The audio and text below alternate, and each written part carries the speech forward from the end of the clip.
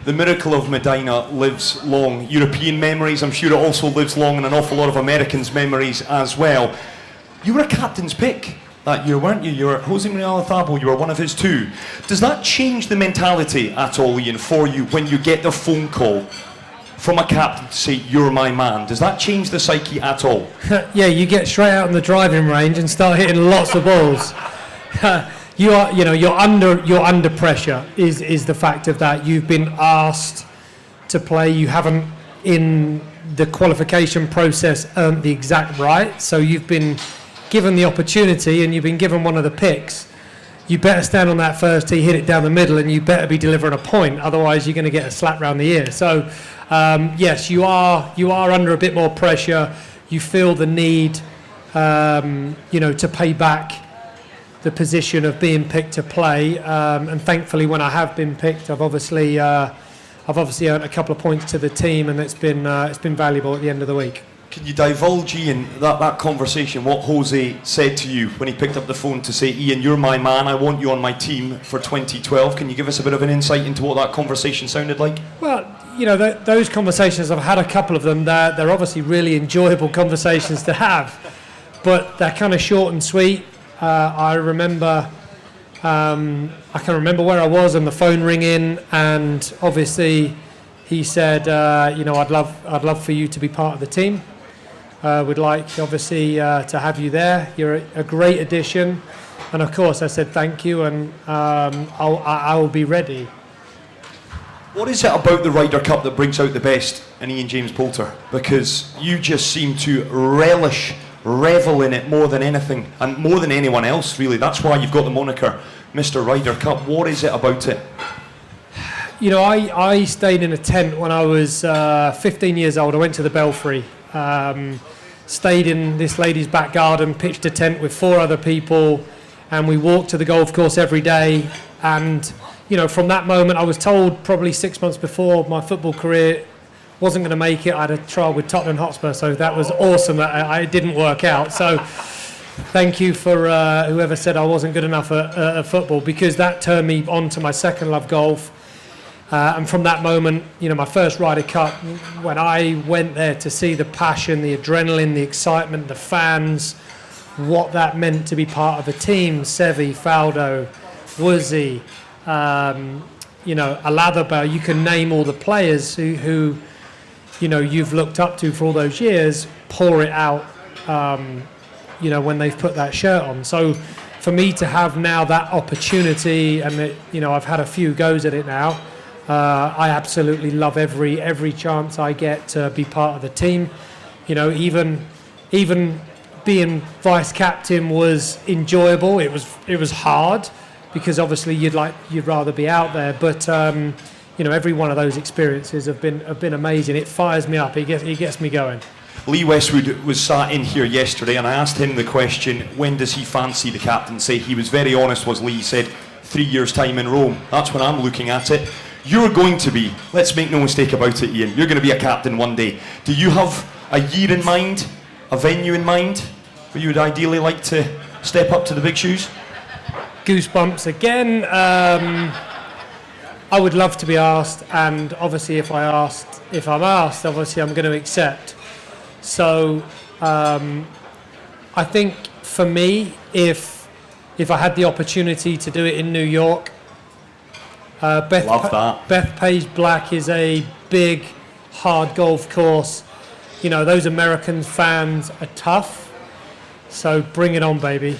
I love that. That deserves a round of applause, I think, ladies and gentlemen. So it does.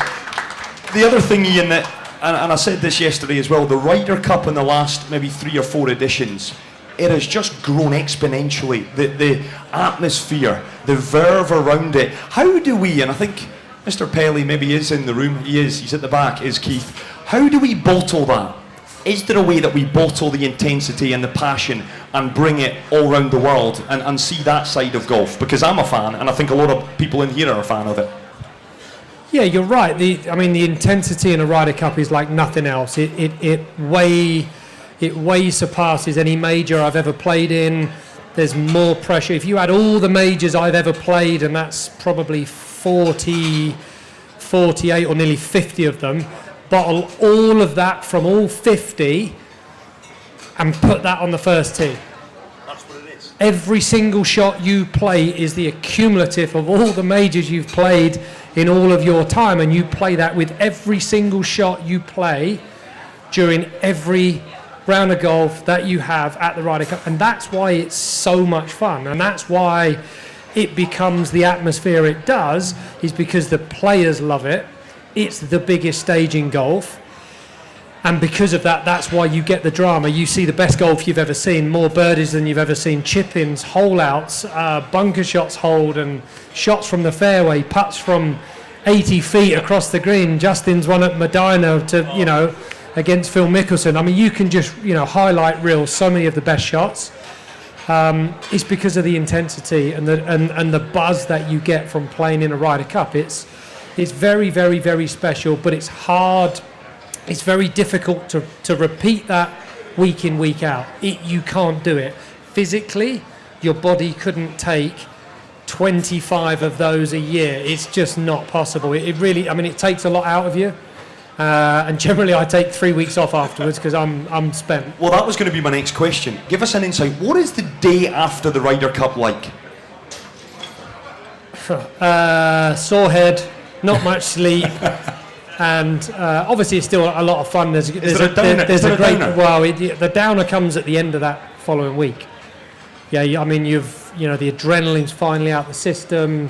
Generally you get a cold. There's, your body's just shot to pieces, and because of that, it's very, very hard, and a lot of people have found it hard to play really well the week after because your body's just so drained. But it's all worth it. I'm happy to take 3, 4, 5, 6 weeks off after Ryder Cup if I can play another 1 or 2. You spoke at the outset about teamwork, and of course you are now a proud ambassador of DP World yourself, Ian. Talking of teamwork, if you were allowed one partner and one partner only to play the rest of your golf days with in a Ryder Cup, who do you pick and why?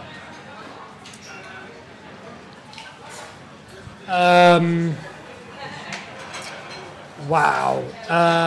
Well, I tell you what, I'm going to mix it. I'm going to turn around and say my idol growing up, Seve Ballesteros. Unfortunately, he's not with us, but what he's delivered on the golf course in a Ryder Cup is like no other.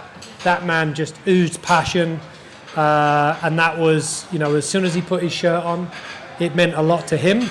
So yeah, to have him as a partner would be the ultimate dream.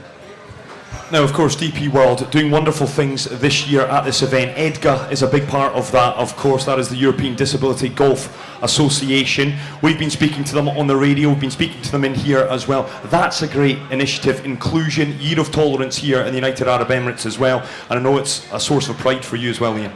Absolutely. To have all of those out here playing alongside us on the same course, in the Players' Lounge, using the same facilities. And you're right, inclusion is very important in the game of golf.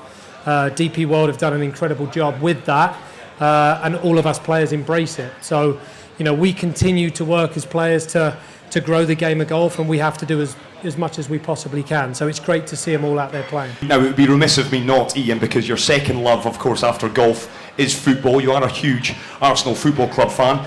There is a couple of boos out there, a couple of Spurs fans in. Mauricio Pochettino is out of a job. Would you take him at the Emirates? Nope.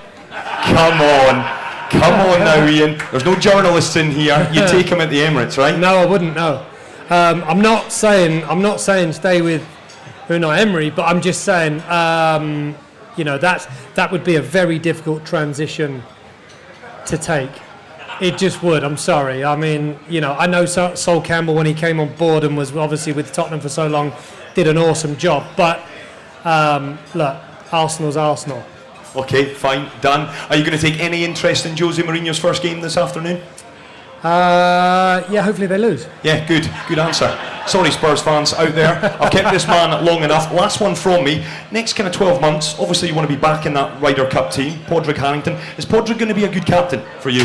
Yeah, Poddy's going to be an awesome captain.